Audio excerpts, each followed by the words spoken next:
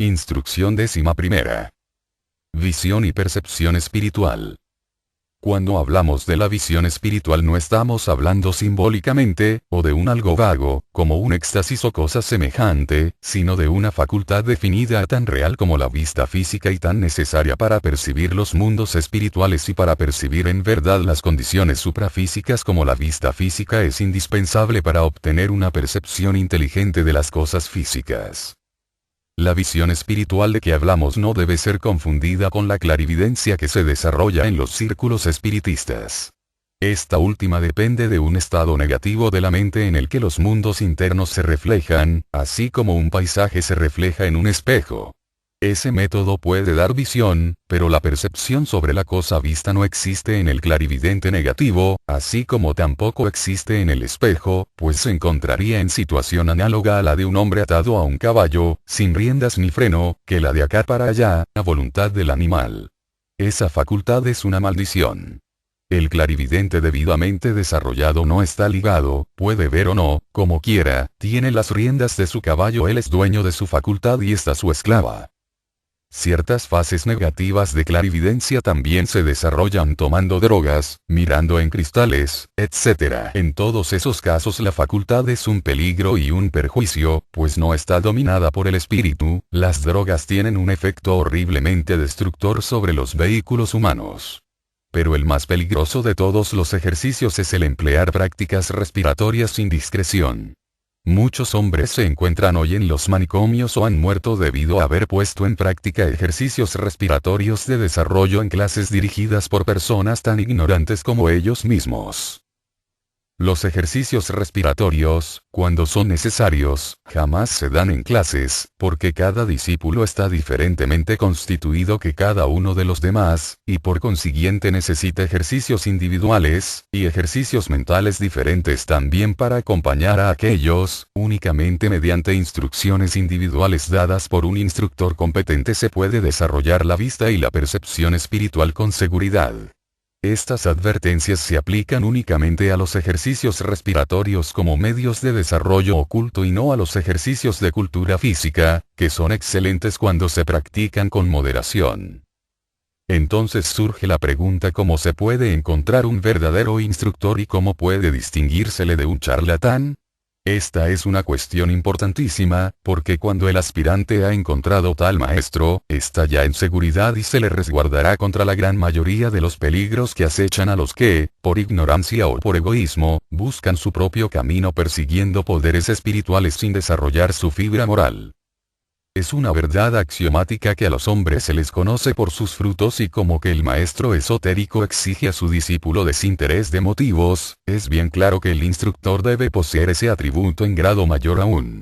Así pues, si un hombre dice que es un instructor y ofrece sus conocimientos a tanto la lección, muestra con eso que está muy por debajo del desinterés que pida a sus discípulos.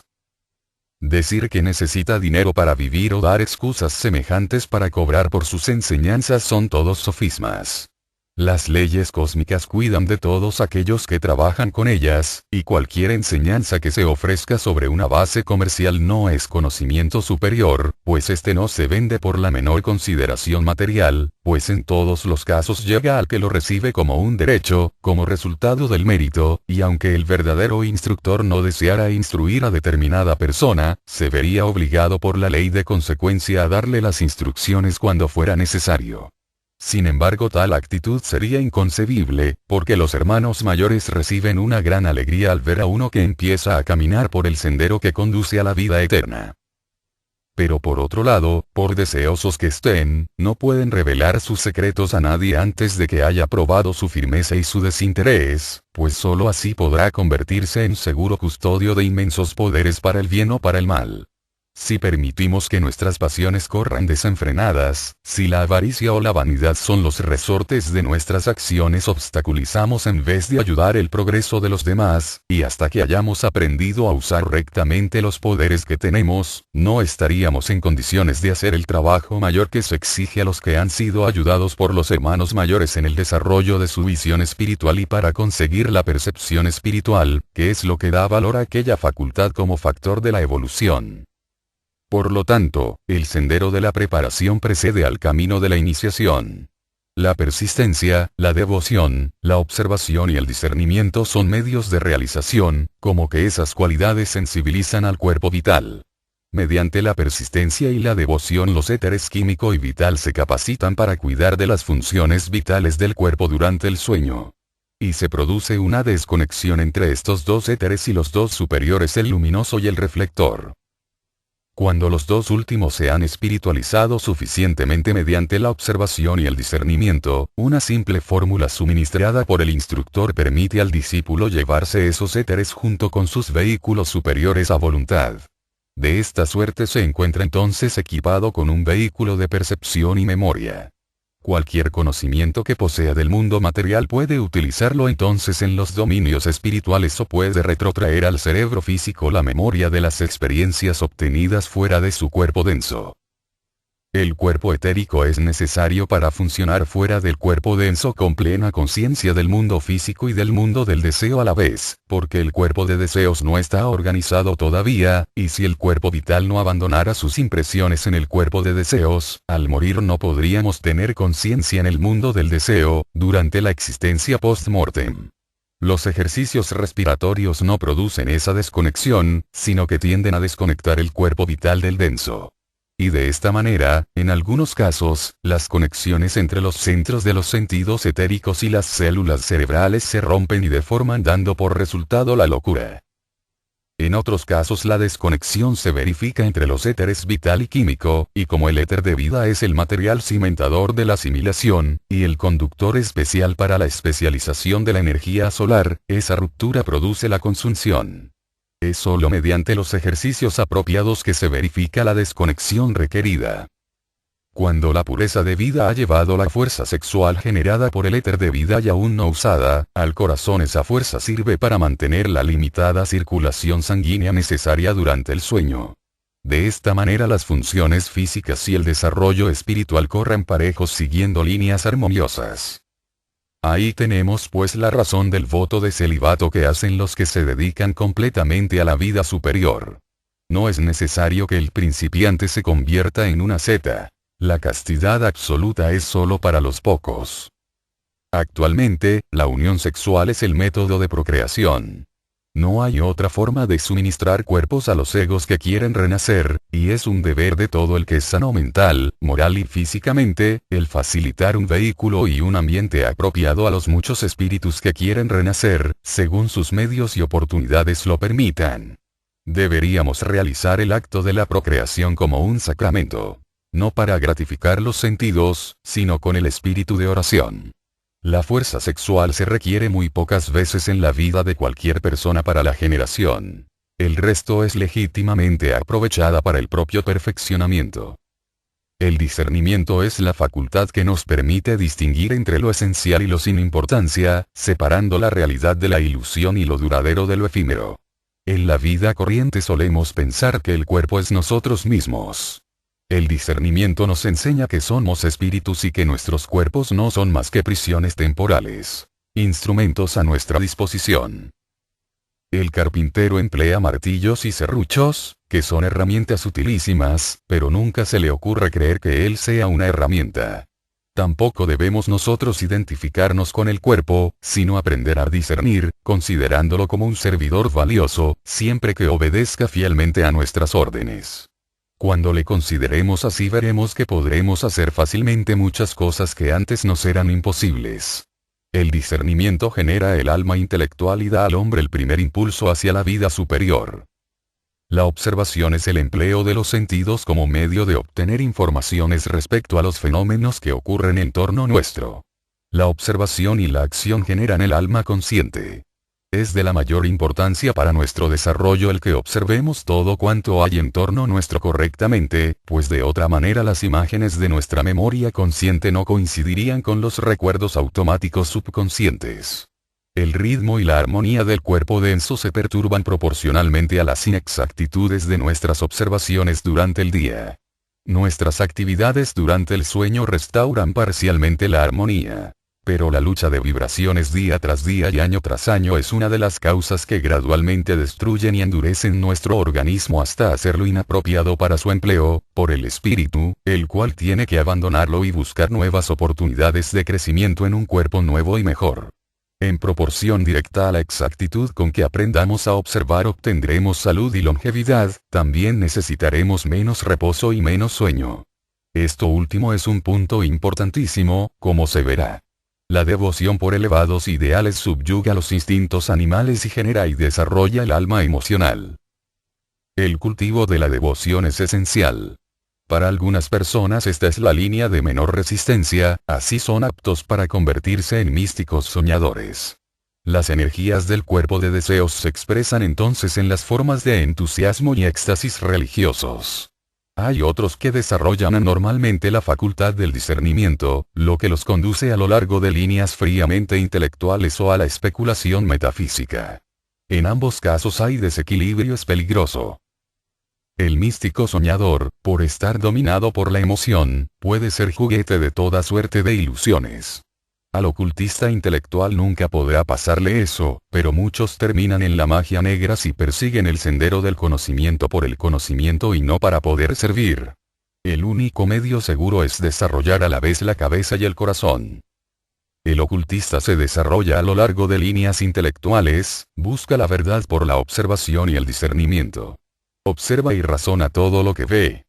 De esta manera obtiene el conocimiento. San Pablo, empero, dice el conocimiento hincha pero el amor construye, y antes de que el conocimiento pueda ser utilizable en el desarrollo espiritual hay que aprender a sentirlo, pues en caso contrario no se puede vivirlo. Cuando haya hecho esto es místico y ocultista a la vez. Una antigua leyenda dice el que busca tesoros debe hacerlo en la calma de la noche y en perfecto silencio. Hablar una palabra antes de haber encontrado el tesoro, lo hará desaparecer. Esta es una parábola mística que tiene referencia a la adquisición de iluminación espiritual.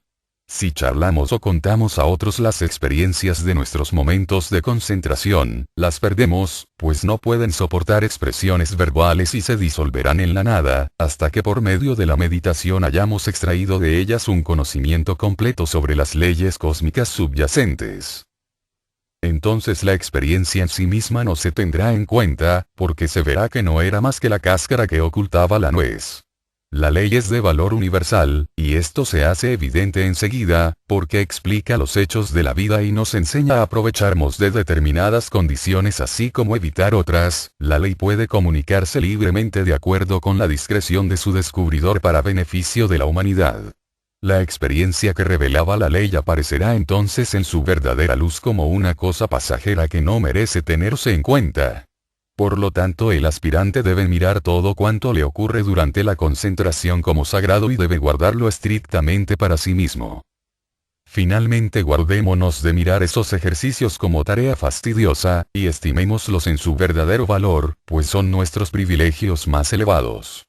Únicamente cuando se consideran así podemos hacerles justicia y recoger todo el beneficio que ellos pueden darnos. En la fraternidad Rosacruz, los hermanos mayores distinguen tres clases. Primera, los estudiantes, o sean aquellos que simplemente están estudiando su filosofía. Hay muchas personas, de varias denominaciones, que entran en instituciones educativas, tales como las de Harvard o Yale, y estudian allí mitología, psicología o religión comparada sin los prejuicios inherentes a su afiliación religiosa. Los estudiantes pueden inscribirse en la fraternidad Rosacruz bajo la misma base. Cualquiera puede ser aceptado siempre que no sea hipnotizador, o medium, quiromántico o astrólogo profesional.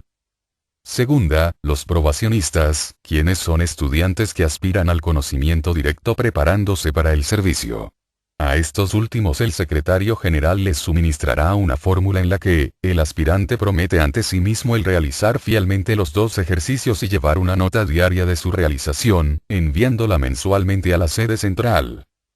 El término de prueba es por lo menos de 5 años y tiene por objeto comprobar la aptitud y persistencia del aspirante y darle una oportunidad para purificarse a sí mismo antes de poner en práctica los métodos más directos de ejercitamiento correspondientes al discipulado.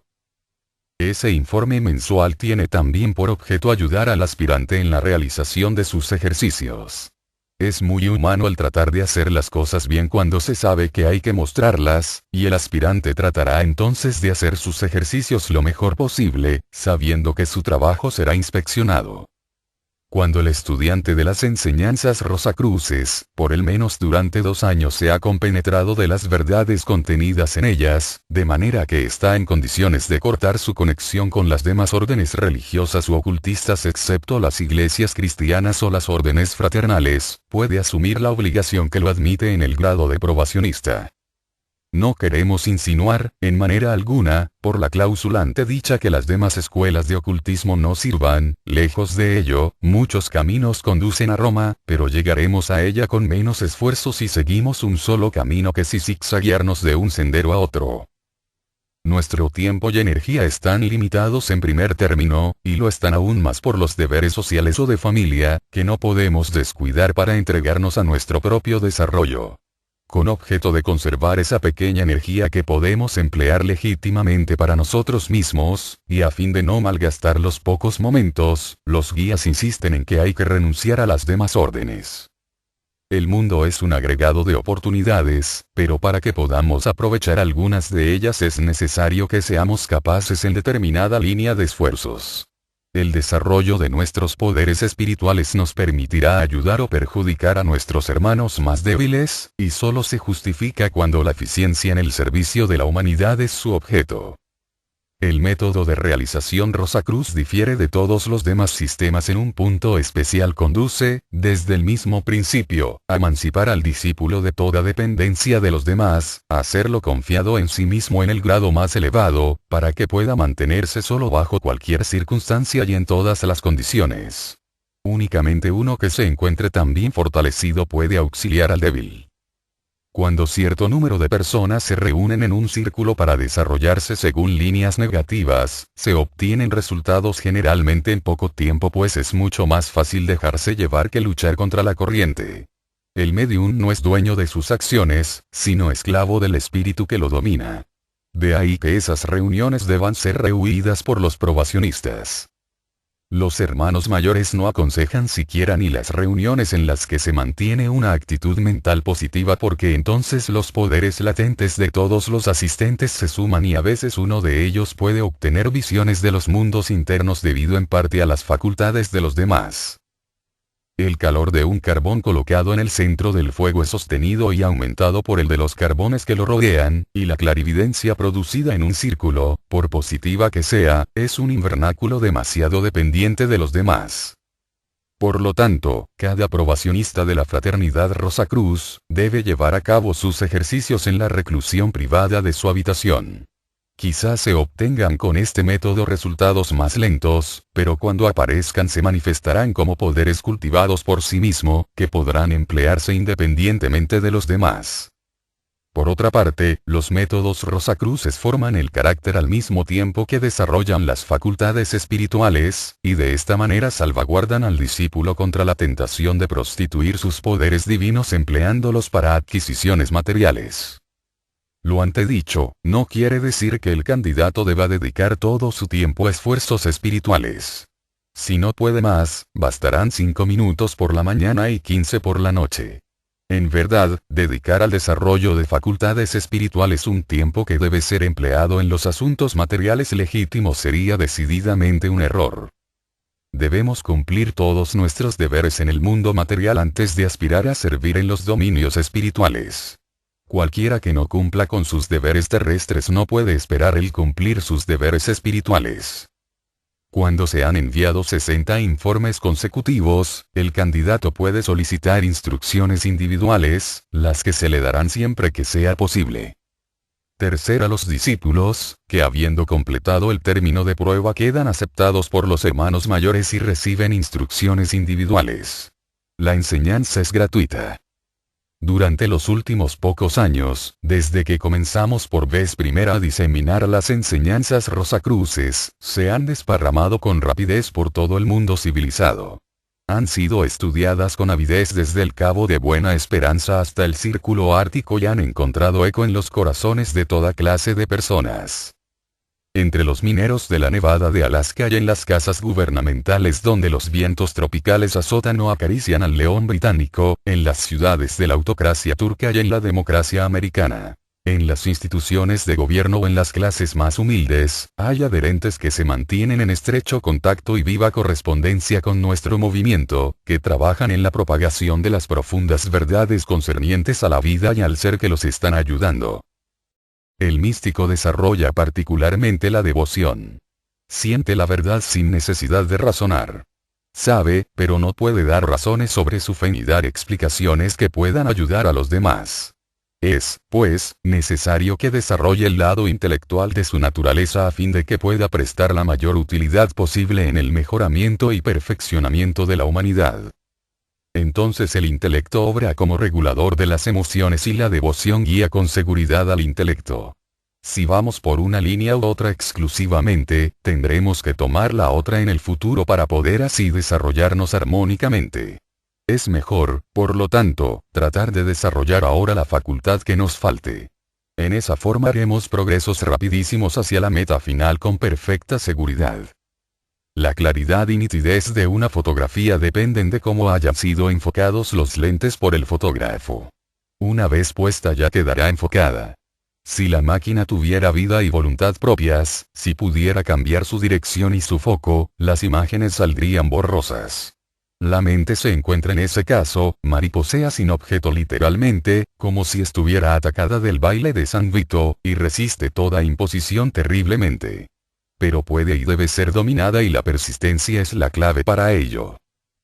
En proporción directa al apaciguamiento de la mente puede reflejarse el espíritu en el triple cuerpo según el mismo principio que hace que el sol se refleje bien en un mar sereno, pero si éste estuviera agitado por las olas turbulentas, los rayos del sol no podrían reflejarse de verdad.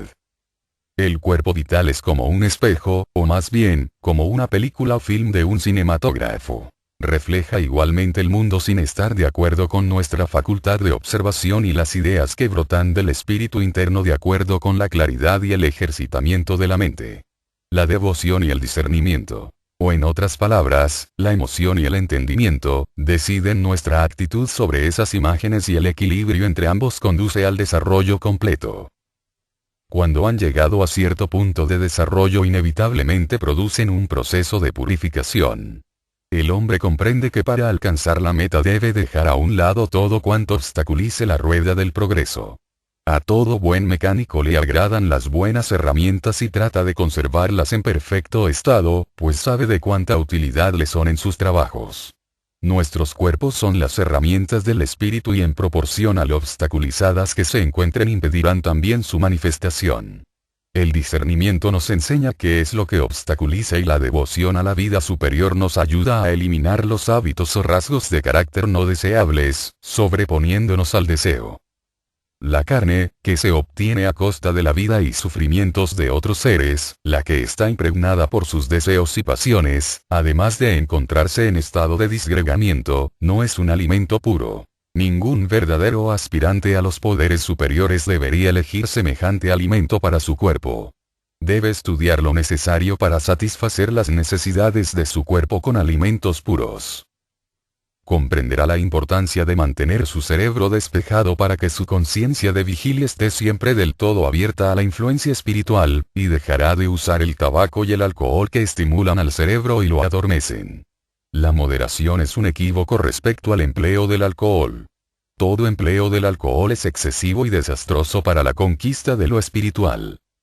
La ira, la pérdida del propio dominio es también perjudicial para el desarrollo interno, al par que disipa la energía en enorme escala, energía que podría ser empleada provechosamente, y que en vez envenena al cuerpo, lo destruye y obstaculiza enormemente al desarrollo espiritual. Los pensamientos de crítica igualmente nos perjudican y el aspirante debe abstenerse de ellos todo cuanto le sea posible. El discernimiento nos enseña impersonalmente lo que es bueno y lo que es malo, pero no nos produce el menor sentimiento sobre ello, y esto es un punto muy importante. el examen de un hecho, de una idea o de un objeto, decidiendo respecto a su valor es necesario y no debe suprimirse, pero los pensamientos hirientes deben evitarse pues determinan pensamientos forma que cuando salen al exterior obstruyen e impiden el flujo de los buenos pensamientos que radian constantemente de los hermanos mayores y que son atraídos por todos los hombres buenos. En el sendero de la preparación se dan al aspirante dos ejercicios específicos. Ambos conducen al desarrollo de la visión y de la percepción espiritual. El uno lleva por una vía directa y agradará más al ocultista intelectual, pero es de gran valor para el místico, porque le desarrollará la cualidad que más le falta a la razón. Ese ejercicio se llama concentración y produce poder mental. El otro produce un resultado similar de una manera armoniosa. Agradará más al místico, pero es indispensable al ocultista intelectual, porque le dará el sentimiento de la verdad que está más allá de su razón. Ese ejercicio denomínase retrospección y desarrolla el poder de devoción. Y ambos son necesarios para asegurarse un desenvolvimiento armónico y completo. La filosofía de la adquisición de la visión y percepción espiritual es obligar al cuerpo de deseos a realizar el mismo trabajo dentro del cuerpo denso, mientras éste está completamente despierto, positivo y consciente, como cuando aquel está fuera durante el sueño o en el estado post-mortem. Hay ciertas corrientes en el cuerpo de deseos de todos. Son fuertes, bien definidas y forman 7 grandes vórtices en los clarividentes, pero son débiles, discontinuas y sin vórtices en el hombre ordinario que no puede ver. El desarrollo de esas corrientes y de los vórtices conduce a la visión espiritual. Durante el día, mientras estamos embarcados en nuestros asuntos materiales, esas corrientes permanecen adormecidas. Pero tan pronto como el hombre sale en el cuerpo de deseos durante el sueño y comienza el trabajo de restauración en la forma descrita en la instrucción cuarta, esas corrientes reviven, se forman los vórtices y fulguran, porque el cuerpo de deseos está en su elemento nativo, libre del obstaculizador del cuerpo denso, material. El tiempo que necesita el cuerpo de deseos para restaurar y restablecer el ritmo de los cuerpos vital y denso depende de la manera en que hayamos empleado el cuerpo denso durante el día. Si lo hemos hecho agitarse, las inarmonías se producirán en mayor cantidad y el cuerpo de deseos necesitará emplear la mayor parte de la noche para restaurar la armonía y el ritmo. De este modo está el hombre ligado a su cuerpo día y noche, pero cuando aprende a descansar en la acción, domina sus energías durante el día, y cesa de malgastarla en palabras o actos innecesarios. Comienza a dominar su genio, a impedir la inarmonía en sus observaciones, y entonces el cuerpo de deseos no necesitará trabajar durante toda la noche para restaurar al cuerpo denso. Parte de la noche podrá entonces emplearse para trabajar fuera. Si los centros de los sentidos del cuerpo de deseos están suficientemente desarrollados, como suelen estarlo en la mayoría de los hombres inteligentes, el hombre puede estirar el cable y viajar en el mundo del deseo. Entonces ve y oye allí cosas que generalmente no recordará hasta que se haya efectuado la desconexión entre las partes superior e inferior del cuerpo vital, según ya se explicó. Vemos, pues, la gran importancia de la observación correcta, de la devoción a elevados ideales, de la alimentación pura, etc. Todo ello tiende a armonizar las vibraciones internas y externas.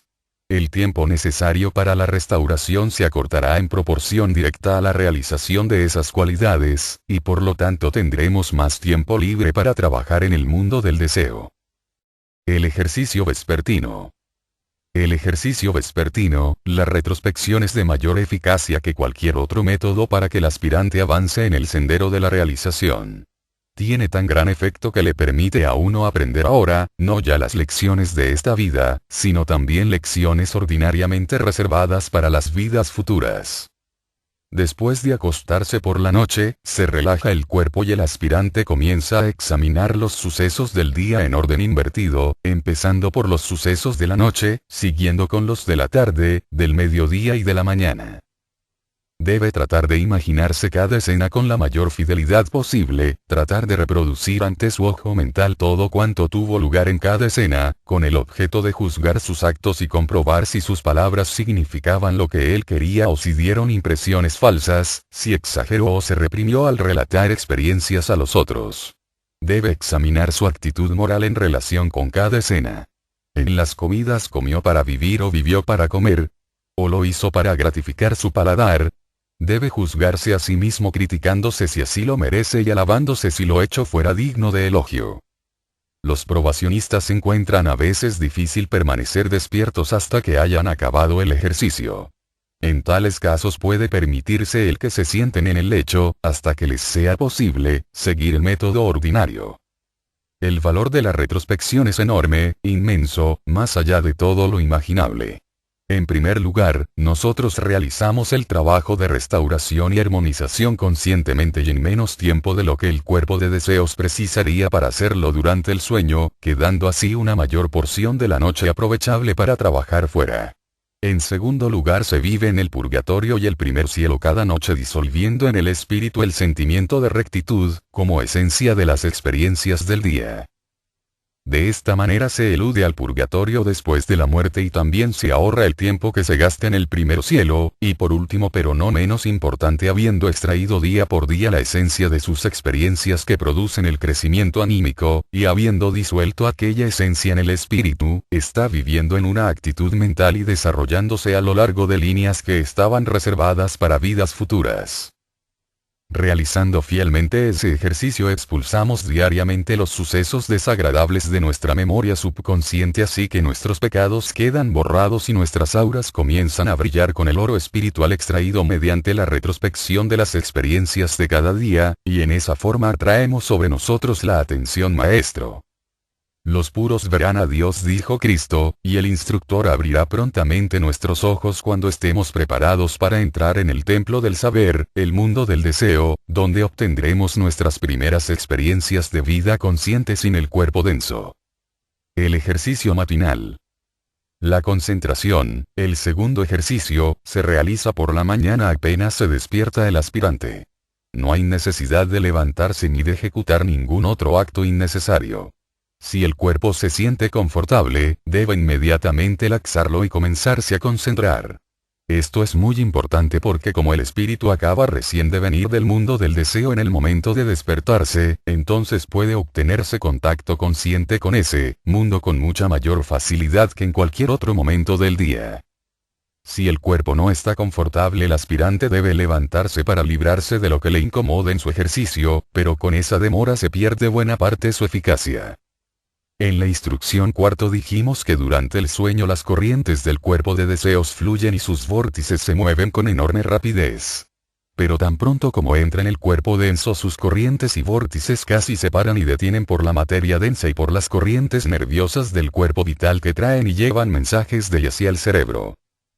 El objeto de este ejercicio es calmar al cuerpo denso hasta el mismo grado de inercia en insensibilidad que se adquiere durante el sueño, pero manteniendo el espíritu dentro perfectamente despierto, alerta y consciente. De esta manera nos ponemos en condiciones tales que los órganos de los sentidos del cuerpo de deseos puedan comenzar a girar dentro cuerpo denso. Concentración es una palabra enigmática para los muchos y solo significa algo para los pocos, así que trataremos de dilucidar su significado. El diccionario da varias definiciones aplicables a nuestra idea. Una dice fluir hacia un centro, química, dice reducir algo a su extrema pureza y fuerza sacando todas las impurezas. Aplicando a nuestro problema una de las mencionadas definiciones, veremos que si dirigimos nuestros pensamientos hacia un centro, un punto, aumentamos su poder, así como el poder de los rayos solares se aumentan cuando se enfocan en un punto por medio de un vidrio de aumento. Eliminando de nuestra mente, en ese entonces, todos los demás asuntos, todo nuestro poder mental es aprovechable para la realización del objeto o para la resolución del problema sobre el que estemos concentrados. Y llegaremos a absorbemos tanto en nuestro asunto que si se disparara un cañón sobre nuestras cabezas no lo oiríamos. Hay personas que pueden quedarse tan absortas con un libro que no tienen conciencia de nada más y el aspirante a la visión espiritual debe adquirir la facultad de absorberse en la idea sobre la que está concentrado, de manera que pueda impedir la entrada del mundo de los sentidos en su conciencia y prestar toda su atención al mundo espiritual. Cuando aprende a hacerlo así, verá el lado espiritual de un objeto o idea iluminado por la luz espiritual y de esta manera obtendrá el conocimiento de la naturaleza íntima de las cosas, conocimiento con el que no ha soñado siquiera el hombre de mundo. Cuando ha llegado a ese punto de abstracción, los centros de los sentidos del cuerpo de deseos comienzan a girar lentamente dentro del cuerpo denso, y poco a poco se irán haciendo sitio por sí mismos.